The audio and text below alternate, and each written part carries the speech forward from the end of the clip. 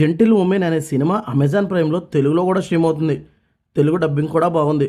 ఇక సినిమా ఎలా ఉందంటే నాకైతే జస్ట్ ఓకే అనిపించింది. తీసుకున్న పాయింట్ బాగున్నా సినిమా స్క్రీన్ ప్లే నీరసంగా అనిపిస్తుంది.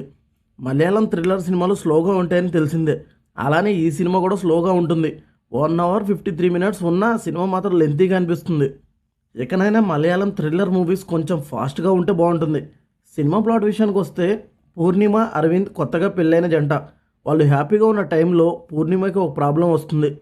ఆ ప్రాబ్లమ్ని పూర్ణిమ ఎలా సాల్వ్ చేసింది, తన హస్బెండ్కి ఏమైంది అనేది సినిమా స్టార్టింగ్ వాళ్ళ లైఫ్ని చూపిస్తూ స్లోగా స్టార్ట్ అవుతుంది సినిమా.